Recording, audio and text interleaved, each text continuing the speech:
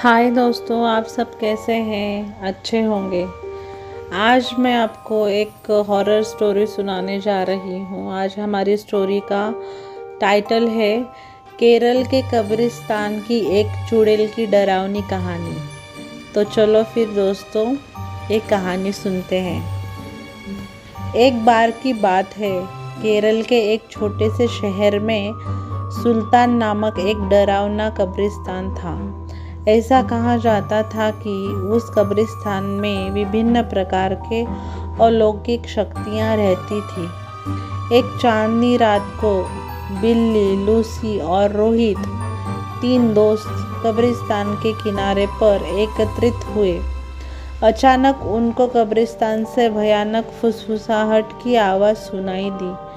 आवाज़ कहाँ से आ रही है, यह देखने के लिए वे हाथ में टॉर्च लेकर सावधानी से कब्रिस्तान के गेट से अंदर घुसे। जैसे ही वे कब्रिस्तान में दाखिल हुए, हवा तेज चलने लगी। अचानक उन्होंने एक इंसान को एक मकबरे के पास टहलते हुए देखा।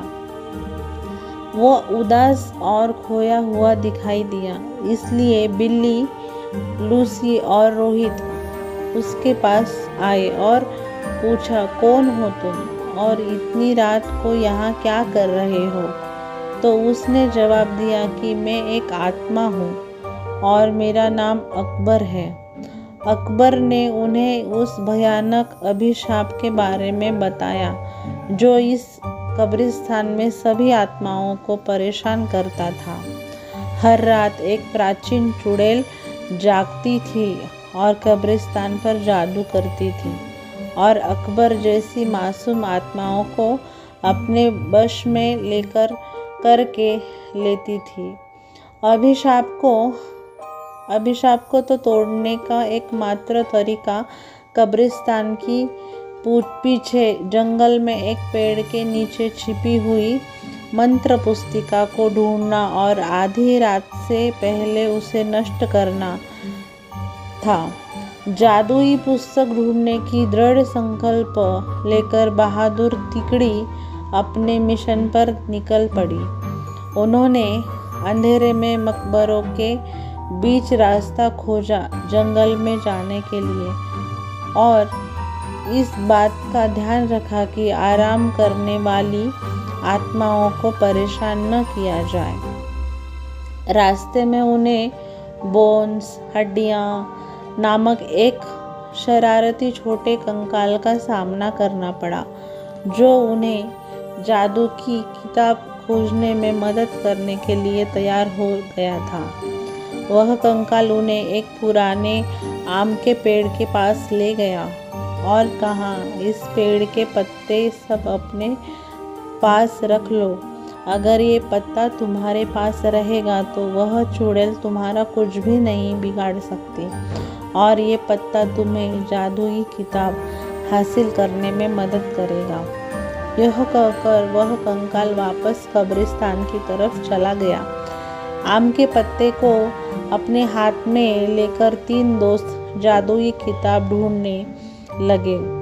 बहुत ढूंढने के पश्चात जंगल में एक झील के अंदर उन्हें चमकता हुआ कुछ दिखाई दिया।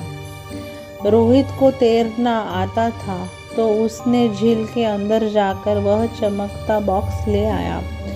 जैसे ही आम के पत्ते को बॉक्स के ऊपर रखा, वैसे ही बॉक्स खुल गया और चमकती जादुई किताब बाहर निकल आई। आधी रात करीब आते ही वे तीनों अपने हाथों में जादू की किताब लेकर शाप को तोड़ने के लिए कब्रिस्तान की तरफ बढ़े। कब्रिस्तान में आकर वे किताब को खोले और एक प्राचीन मंत्र का पाठ किया। मंत्र पाठ करते ही जमीन कांपने लगी और कब्रिस्तान में एक तेज रोशनी छा गई। वह चुड़ैल जाग गई और गुस्से में दिखाई दी, लेकिन उसकी शक्ति धीरे धीरे कमज़ोर हो रही थी। उसने बिल्ली, लूसी और रोहित को जादुई किताब पढ़ने से रोकने के लिए अपनी जादुई शक्ति का प्रयोग किया, लेकिन उन तीनों पर कोई असर नहीं हुआ। क्यों? क्योंकि तीनों के पास आम के पत्ते थे जो उनकी रक्षा कर रहे थे। धीरे धीरे चुड़ैल की सारी शक्तियाँ खत्म हो गई और चुड़ैल भस्म हो गई। इस तरह बिल्ली, लूसी और रोहित ने कब्रिस्तान में फंसी हुई आत्माओं को मुक्त किया और कब्रिस्तान में फिर से शांति छा गई। दोस्तों, यह छोटी सी हॉरर स्टोरी थी।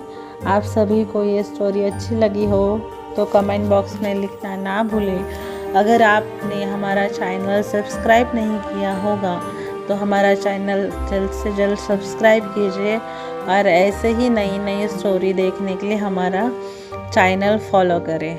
धन्यवाद।